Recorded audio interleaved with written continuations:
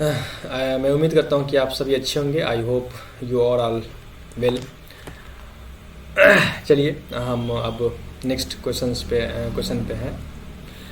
जैसा कि आप जानते हैं कि मैं थोड़ा सा इस पे यहाँ पे एक्सप्लेनेशन कर दूं कि हम TRE2 में जो एग्ज़ाम हुए थे उस एग्ज़ाम के GS सेक्शन जो है जिसमें 40 नंबर क्वेश्चन पूछा गया था उस पे हम बात कर रहे हैं। अभी तक हम 1 to 5 के GS सेक्शन का जो क्वेश्चन था 40 नंबर का उस पर बात कर चुके हैं। 6 to 8 का जो GS सेक्शन था 40 नंबर का उस पर बात कर चुके हैं। ये 6 to 8 का GS सेक्शन का लास्ट वीडियो है। इससे पहले तमाम GS सेक्शन की मैं बात कर रहा हूँ, उस 40 नंबर का सब पे बात हो चुकी है। 1 to 5, 6 to 8 आप प्लेलिस्ट में जाएंगे, वहाँ आपको वीडियो आराम से मिल जाएगा। 6 to 8 के बारे में मैं बताना चाहूँगा कि इसमें संस्कृत, हिंदी, उर्दू और इंग्लिश ये जो पेपर था इसके तमाम के GS जो थे 40 नंबर का वो सेम थे, ठीक है ना।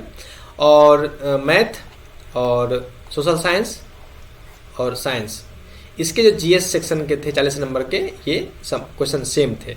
इसका मतलब ये है कि 6 to 8 की बात करें तो 6 to 8 की बात किया जाए तो हमारे पास मात्र GS के 80 क्वेश्चन हैं और तमाम 80 क्वेश्चन पे विथ डिटेल्स अच्छे से बात हो चुकी है।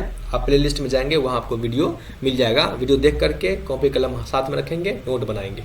यहाँ भी कॉपी कलम साथ में लेकर रहेंगे और नोट बनाएंगे। आइए यहाँ 6 to 8 के लास्ट सीरीज GS सेक्शन की बात कर रहे हैं। क्वेश्चन नंबर 61 कहता है कि हवा में नमी, एयर में नमी, नमी कहते हैं ह्यूमिडिटी को, है ना। एयर में जो ह्यूमिडिटी पाया जाता है ह्यूमिडिटी किस में, एयर में, उसको मापने के लिए निम्नलिखित में से कौन सा उपकरण का इस्तेमाल करते हैं। ह्यूमिडिटी को मापने के लिए हाइग्रोमीटर का इस्तेमाल करता है। एयर में, हवा में, याद रखिएगा कि एयर में ह्यूमिडिटी यानी कि नमी को मापने के लिए हम इस्तेमाल करते हैं किसका, हाइग्रोमीटर का। हाइड्रोमीटर का इस्तेमाल कहाँ होता है, हाइड्रोमीटर का इस्तेमाल करते हैं कि वाटर के डेंसिटी को, वाटर जो है पानी के डेंसिटी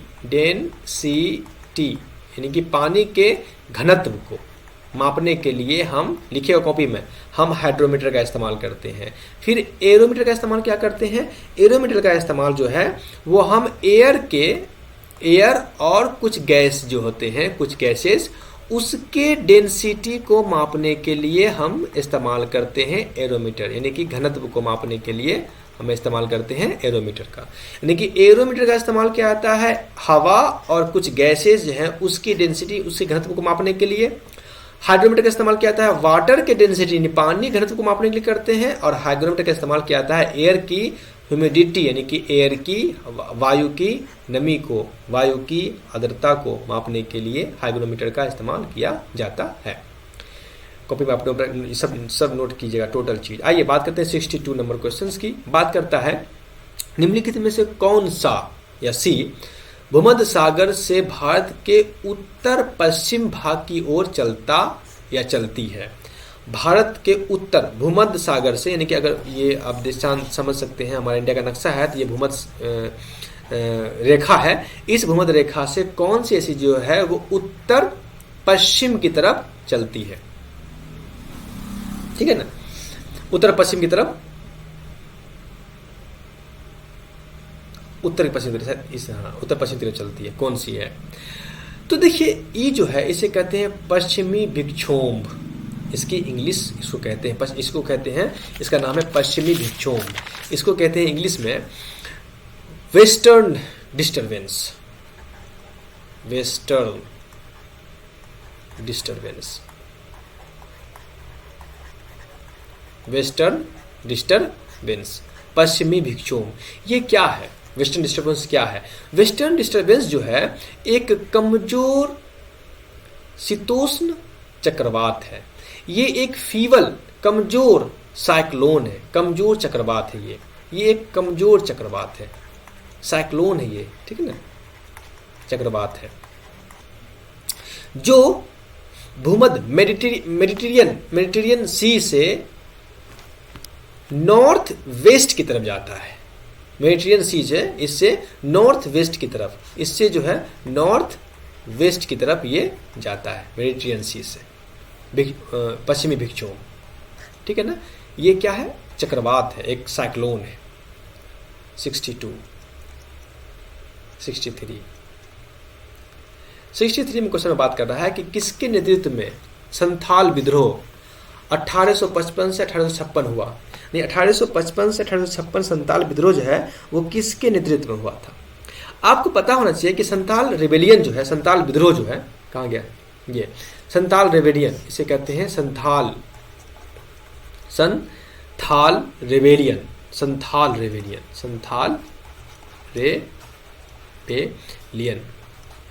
रेबेलियन, संथाल विद्रोह जो है वो हुआ था।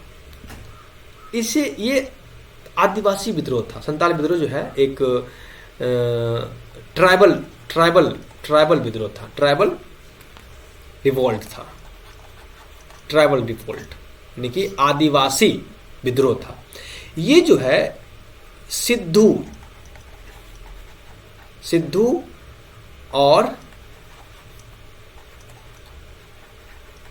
कुन्हू के लीडरशिप में ये विद्रोह हुआ था। इसमें कहीं भी सिद्धू और कुन्हू नहीं है, इसलिए इसमें ऑप्शन हो जाएगा उपयुक्त में से कोई नहीं। सिद्धू और कुन्हू के मतलब इसमें लीडरशिप में ये विद्रोह हुआ था, संथाल विद्रोह।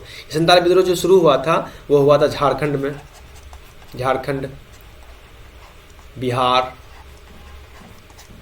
और पश्चिम बंगाल, वेस्ट बंगाल, ये सब राज्य में ये विद्रोह हुआ था सिद्धू और कुन्हू के नेतृत्व में, ठीक है ना। क्लियर? राजकुमार शुक्ला के बारे में आप जानते होंगे। राजकुमार शुक्ल जो है वो महात्मा गांधी को चंपारण आने का इनवाइट किया था। चलिए आगे, जो इस पे बात कर चुके हैं क्वेश्चन पे। 64 नंबर क्वेश्चन है कि कहता है कि 5 मार्च 1931 को कौन सी महत्वपूर्ण घटना घटी? 5 मार्च 1931 को कौन सी महत्वपूर्ण घटना घटी? तो 5 मार्च 1931 को गांधी इरविन पैक्ट समझौता हुआ। 5 मार्च 1931 को गांधी इरविन पैक्ट समझौता हुआ। गांधी जी और इरविन पैक्ट समझौता हुआ 5 मार्च 1931 में। किसके बीच हुआ था? ये समझौता जो है वो मोहनदास करमचंद गांधी के बीच हुआ था, गांधी जी के बीच, है ना, इसमें हुआ था। इसमें सुनिएगा, ये समझौता जो है वो Gandhi ji plus Indian national movement के लीडर जो थे, leader of Indian national movement, Mahatma Gandhi ji और इंडियन नेशनल मूवमेंट के लीडर जो थे उनके बीच, प्लस लॉर्ड इरविन के बीच हुआ था। लॉर्ड इरविन, इन तीनों के बीच जो है गांधी इरविन समझौता हुआ था, ठीक है ना। अच्छा, ये जो लॉर्ड इरविन जो है वो कौन थे? ये लॉर्ड इरविन जो है वो ब्रिटिश वायसराय थे। लॉर्ड इरविन जो है वो ब्रिटिश वायसराय थे, जो 1926 से लेकर के 1931 तक इंडिया में ब्रिटिश के वायसराय के तौर पर काम किए थे। तो ये एक समझौता हुआ था, ठीक है ना। गांधी इरविन समझौता 5 मार्च 1931 में Mahatma Gandhi, Indian national movement के लीडर और लॉर्ड इरविन के बीच ये समझौता हुआ था 5 मार्च 1931 को। क्लियर? आगे नेक्स्ट बात है कि गांधी का गोलमेज सम्मेलन में भाग लेना। ये जो ऑप्शन नंबर बी जो है इसको थोड़ा देखिए। गांधी जी जो है वो गोलमेज सम्मेलन में भाग लिया था। सेकेंड राउंड टेबल कॉन्फ्रेंस हुआ था, ये बात याद रखिए। फर्स्ट में नहीं हुआ था, सेकेंड में Gandhi second round table conference हुआ था, टेबल कॉन्फ्रेंस, उसमें गांधी जी जो है वो पार्टिसिपेट किए थे, ठीक है ना। और ये कब हुआ था? ये 7 सितंबर 1931 से लेकर के 1 दिसंबर 1931 तक। 1 दिसंबर, ये सब नोट करने वाली बात है। 1 दिसंबर 1931 में ये सेकेंड राउंड कॉन्फ्रेंस, क्वेश्चन में कई मरतबा पूछा गया है कि गांधी जी किस कॉन्फ्रेंस में पार्टिसिपेट किए थे? सेकेंड राउंड टेबल कॉन्फ्रेंस में पार्टिसिपेट किए थे, जो 7 सितंबर 1931 से लेकर के 1 दिसंबर 1931 तक हुआ था, ठीक है ना। और उसके बाद ये जो है कराची कांग्रेस जो है, कराची कांग्रेस जो है, कराची सेशन हुआ था जिसमें 1931 में ही हुआ था कराची सेशन 1931 में, जिसके प्रेसिडेंट जो थे, प्रेसिडेंट वो सरदार वल्लभ भाई पटेल थे, प्रेसिडेंट सरदार वल्लभ भाई पटेल। ठीक है ना। तो क्वेश्चन नंबर, तो option number A he answer है, लेकिन बाकी चीज़ों पर मैंने बात कर लिया ताकि आप कॉपी में नोट करें और चीज़ों को लिखें। अच्छा, बिहार यूथ लीग का गठन कब हुआ? तो बिहार यूथ लीग का गठन जो है ये हुआ था आपको 1928 में, ये पता होना चाहिए। बिहार यूथ लीग का गठन जो है 1928 में हुआ था। कहाँ हुआ था? मोतिहारी में, मोतिहारी। ये मोतिहारी कहाँ है? ये ईस्ट चंपारण, ईस्ट चंपारण, चंपारण का एक जिला है मोतिहारी। उस ईस्ट चंपारण का मोतिहारी ईस्ट चंपारण जो एक खुद अपने आप में डिस्ट्रिक्ट है, उसमें मोतिहारी जगह है जहाँ जिला कार्यालय सब वगैरह है। तो वही हुआ था बिहार यूथ लीग का गठन 1928 में। ठीक है ना। आइए, 6 अप्रैल 1930 को चंपारण में नमक सत्याग्रह का नेतृत्व किसने किया था? 6 अप्रैल 1930 को चंपारण में नमक सत्याग्रह का नेतृत्व किसने किया था? आइए क्वेश्चन पर बात कर लेते हैं अच्छे से। आप जानते हैं कि सॉल्ट मार्च, नमक सत्याग्रह है ना, सॉल्ट मार्च, जिसको नमक दांडी मार्च के नाम से भी जाना जाता है, दांडी मार्च के नाम से भी जाना जाता है। ये जो है वो non violent civil disobedience movement था जो महात्मा गांधी के द्वारा चलाया गया था। क्यों? सॉल्ट, नमक पर टैक्स लगा दिया गया था ब्रिटिश गवर्नमेंट की तरफ से, इसलिए चलाया गया था। ये कब से कब तक हुआ?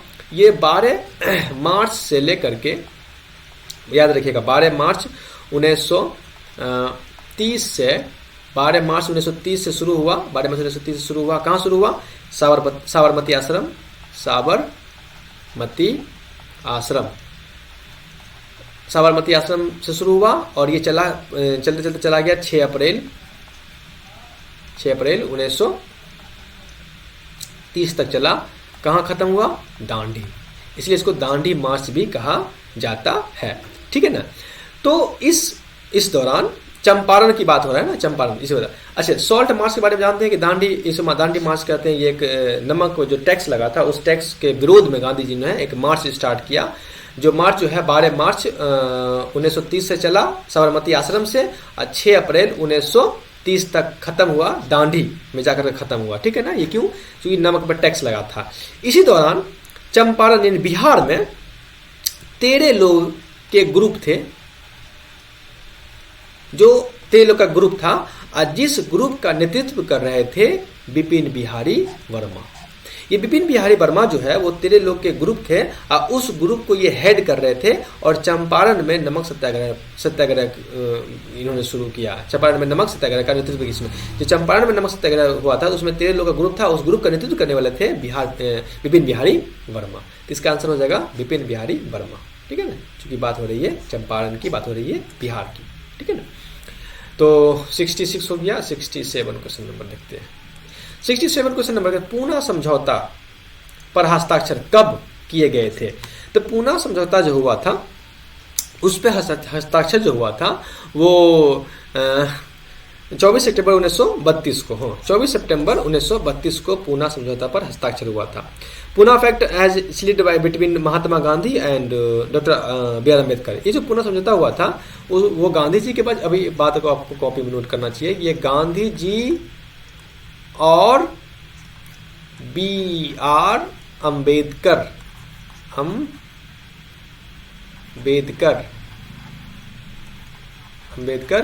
सर के दौरान हुआ था। गांधी जी और बी आर अम्बेडकर सर के बीच पूना समझौता हुआ था। पता है कहाँ हुआ था? यरवदा जेल में हुआ था। आपको पता होना चाहिए कहाँ हुआ था। यरवदा सेंट्रल जेल में हुआ था। ये भी बात, यरवदा सेंट्रल जेल में ये समझौता हुआ था। ठीक है ना।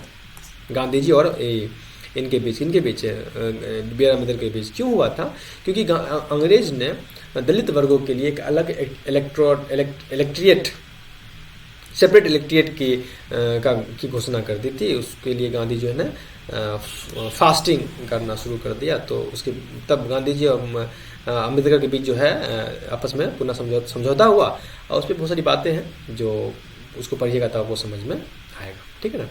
तो ये गांधी जी और बी आर अम्बेडकर के बीच हुआ था। यरबदा सेंट्रल जेल में हुआ था 24 सितंबर 1930 में हुआ था पूना समझौता, इसे पूना पैक्ट के नाम से भी जाना जाता है। चलिए नेक्स्ट क्वेश्चन। 1856 के विद्रोह में बिहार का नेतृत्व किसने? 1857 का जो रिवोल्ट हुआ था, 1857 की क्रांति हुई थी, उसमें बिहार का नेतृत्व किसने किया था? बिहार का नेतृत्व किसने किया था? इनका नाम था, जो बिहार की तरफ से जिसका जो नेतृत्व किया था उनका नाम था, इनको दो नामों से जाना जाता है। बाबू कुंवर सिंह के नाम से भी जाना जाता है और इनको वीर कुंवर भी कहते हैं। वीर कुंवर के नाम से भी जाना जाता है, बाबू कुंवर या वीर कुंवर के नाम से। तो बिहार में जो 1857 का जो विद्रोह हुआ था उसका नेतृत्व किया था बाबू कुंवर या वीर कुंवर के नाम से भी जाना जाता है। अच्छा, भारतीय राष्ट्रीय कांग्रेस के किस अधिवेशन में चंपारण समस्या चर्चा का विषय बना? तो इससे कई मरतबा ये क्वेश्चन आया है। राजकुमार शुक्ला, पिछले अभी मैं राजकुमार शुक्ला के बारे में बात किया था। राजकुमार शुक्ला जी जो थे वो महात्मा गांधी से मिले लखनऊ सेशन में। कौन मिले? राजकुमार, याद रखिएगा, कई बार ये क्वेश्चन आया हुआ है। राजकुमार शुक्ला जो है महात्मा गांधी से मिले, कहाँ मिले? लखनऊ सेशन में। लखनऊ सेशन में कब मिले? 1916 में। और उन्होंने इन्हें रिक्वेस्ट किया चंपारण आने के लिए। तो भारतीय राष्ट्रीय कांग्रेस के किस अधिवेशन में चंपारण समस्या का थी? इसी में चंपारण समस्या की बात हुई थी। लखनऊ सेशन 1916 में चंपारण समस्या की बात हुई थी। इसीलिए इसमें से ऑप्शन हो जाएगा ये, इनमें से कोई नहीं है। न तो कलकत्ता में बात हुआ था, न तो पटना में, न तो रामगढ़ में, किसी में नहीं। लखनऊ सेशन में 1916 में राजकुमार शुक्ला जी की गांधी जी से मुलाकात हुई। वहाँ उन्होंने बात किया चंपारण के समस्या के बारे में, और उन्होंने ही उनको, वो एक और थे जिनका नाम याद नहीं आ रहा है, पिछले टॉपिक पर बात हुआ है जिस पर उन्होंने इन्वाइट किया कि आप चंपारण आए। जब महात्मा गांधी चंपारण आए तो फिर वहाँ सत्याग्रह शुरू हुआ। मशहूर नारा इनकलाब जिंदाबाद किसने लगाया? अच्छे से जानते हैं कि मशहूर नारा इनकलाब जिंदाबाद मौलाना हसरत मुहानी साहब ने लगाया था। मौलाना हसरत मुहानी साहब ने लगाया था। तो इस तरह से आज 6 to 8 का भी जीएस जो 40 नंबर क्वेश्चन था का सेक्शन खत्म होता है। अब हम बात करेंगे 9-10 के जीएस 40 नंबर के सेक्शन पर, ठीक है ना। तब तक आप वीडियो देखिए और बनाइए नोट्स जितना बना सकते हैं। चीज़ों को देखिए, कई बार बहुत सारा फ़ायदा होगा आपको, मैं उम्मीद करता हूँ।